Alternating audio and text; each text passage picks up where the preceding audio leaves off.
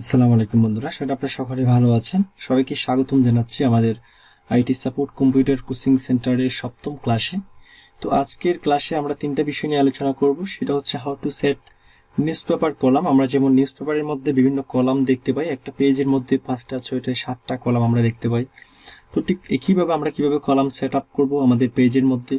এরপর আছে how to change case আছে, মানে হচ্ছে আপনার লেখাগুলো কিভাবে আপনি কেসের মাধ্যমে সবগুলো লিখে একসাথে আপনি কিভাবে হচ্ছে প্রতিটা ওয়ার্ড বা প্রতিটা সেন্টেন্সে প্রথম অক্ষর বড় করবেন, বা আপনি সবগুলো স্মল লেটারে লিখে ফেলেছেন আপনার লেখা, সেখান থেকে আপনি একটা একটা করে কখন বড় করবেন, বড় হাতের বা ক্যাপিটাল লেটার লিখবেন।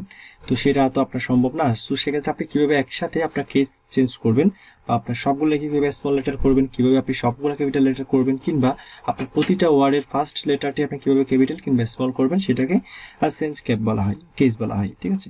এরপর হচ্ছে how to set drop cap. এটা হচ্ছে মূলত নিউজ পেপারের ক্ষেত্রে ড্রপ ক্যাপ মনে হচ্ছে আপনার একটা প্যারাগ্রাফের প্রথম যে ওয়ার্ডের যে প্রথম লেটার্সটা আছে সেটা কিভাবে বড় করে দিবেন সেটা দেখাবো আমি স্টেপ বাই স্টেপ। তো আসুন আমরা প্রথমে শুরু করি how to set news paper column. তো সেটার জন্য আমি নতুন একটা এখান থেকে ডকুমেন্টস ওপেন করে নিচ্ছি। ওপেন করার পর এটা করার জন্য আপনাকে যেতে হবে হচ্ছে পেজ লেআউট। সেখান থেকে কলাম আছে, কলামে যাবেন। এরপর আপনি কতটা এখানে কলাম নেবেন সেটা এখানে মার্ক করে দেবেন। যেমন আমি 3টা কলাম নিব, তো একটা কলাম, 2টা কলাম, 3টা কলাম হয়ে গেল।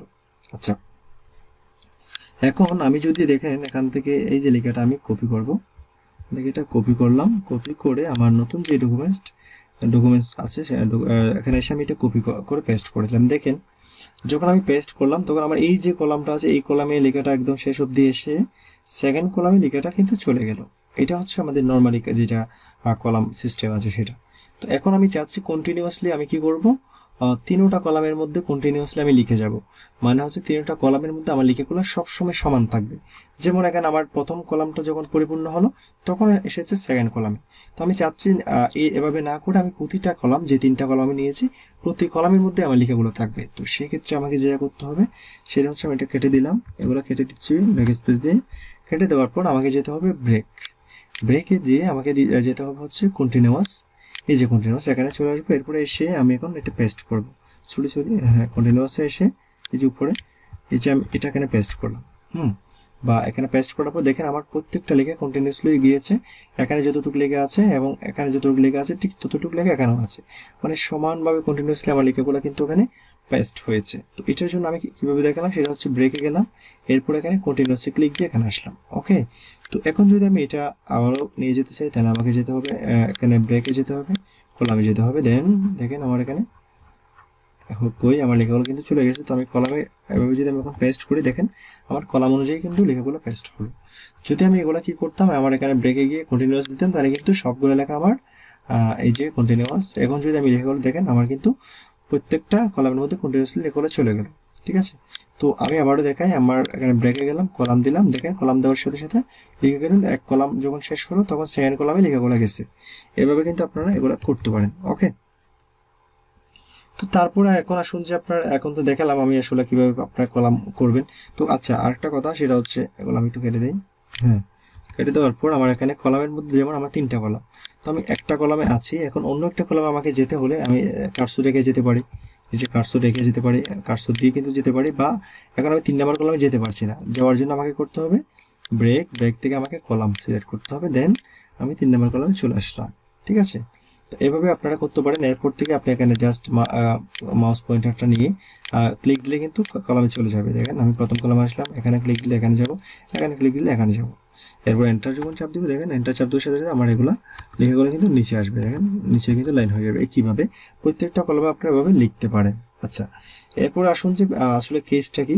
ওই যে আমি কেসের যে বিষয়টা বললাম আপনার হচ্ছে যেটা হচ্ছে হাউ টু চেঞ্জ কেস। তো কেসটা হচ্ছে আমার এখানে দেখুন, আমার every free nation has a national flag of its own. এই লেখাটার মধ্যে কিন্তু আমার প্রথম যে লেটার্স আছে এটা বড় হাতের, এরপরে আর কোনো কিছু এখানে বড় হাতের নেই। তো আমি চাচ্ছি এইটা পুরোটা সিলেক্ট করলাম, এরপর আমার প্রতিটা লেটার্স বড় করব। তো সেটার জন্য এখানে দেখেন চেঞ্জ কেস নামের অপশন আছে, এখানে ক্লিক দিলাম। এরপর এখানে ক্লিক দিয়ে দেখেন আমার এখানে আপার কেস আছে, এখানে ক্লিক দেওয়ার সাথে সাথে আমার প্রত্যেকটা লেটার্স বড় হাতের হয়ে গেল। তারপরে এখানে যেমন আমার লোয়ার কেস আছে, এটাতে ক্লিক দিলে প্রত্যেকটা লেটার ছোট হয়ে গেল।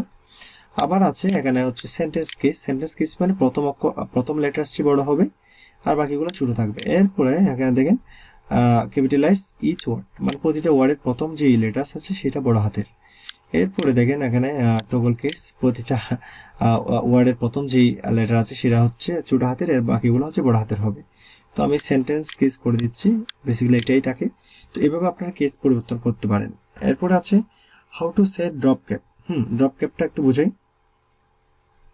অর্থাৎ নিউজ পেপারের মধ্যে যদি আমরা দিতে যাই, যেমন আমার এখানে কিন্তু এই একটা প্যারাগ্রাফ, তো এটার ইটা কিন্তু বড় হাতের হবে, বড় হাতে থাকবে, একদম নিউজ পেপার আকারে দেখাবে। তো সেটার জন্য আমাকে যেতে হবে প্রথমে ইনসার্ট। আমি ইনসার্টে গেলাম। ইনসার্টে যাওয়ার পর ডানে ড্রপ ক্যাপ আইকনে ক্লিক করতে হবে। তো ড্রপ ক্যাপ আইকন আপনারা দেখতে পাচ্ছেন, এই যে এখানে আইকন আমাকে ক্লিক করতে হবে। এখানে ক্লিক দেওয়ার পর দেখেন এখানে বিভিন্ন ডিজাইন আছে, তো এটা আছে, এটা আছে।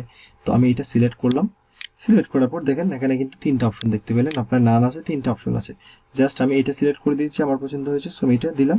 এরপর আপনি চাইলে ডিস্টেন্স থেকে, এই যে দেখেন ড্রপ ক্যাপ অপশন আছে, এরপরে আপনি ডিস্টেন্স আছে এখানে, হ্যাঁ এখানে এটা দিলাম। এরপর ডিস্টেন্স আপনি লাইনস টু ড্রপ, এখানে ডিস্টেন্সে গিয়ে আপনি এখানে এই যে দেখেন 0 ইঞ্চি আছে।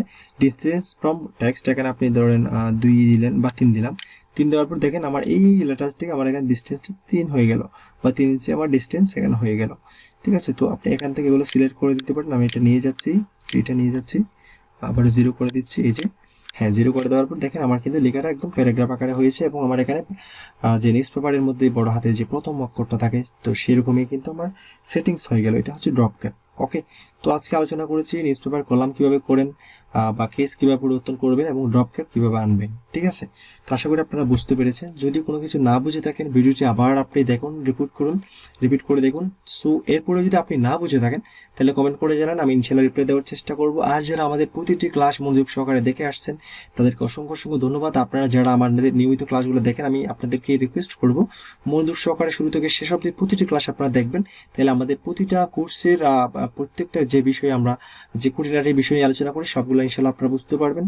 ঠিক আছে, আর যারা এখনো পর্যন্ত আমাদের চ্যানেলটি সাবস্ক্রাইব করেননি, যারা আমাদের স্টুডেন্ট আছেন, তারা আমাদের চ্যানেলটি সাবস্ক্রাইব করে রাখবেন, এবং পাশের বেল আইকনটি চালু করে অবশ্যই অল বাটন প্রেস করে রাখবেন, যাতে করে আমাদের প্রতিটা ভিডিও নোটিফিকেশন আপনারা সবার প্রথমেই পৌঁছে যায়। ঠিক আছে, প্রথমেই যখন পেয়ে যাবেন, তখন আপনি সাথে সাথে ভিডিওটি দেখে নিতে পারবেন। ঠিক আছে, তো বন্ধুরা আজকের ক্লাসটি ছিল এইটুকুই। আপনারা সবাই ভালো থাকবেন, সবাই সুস্থ থাকবেন। ধন্যবাদ সবাইকে ভিডিওটি দেখার জন্য, আর অবশ্যই সঙ্গে থাকবেন সাবস্ক্রাইব করে।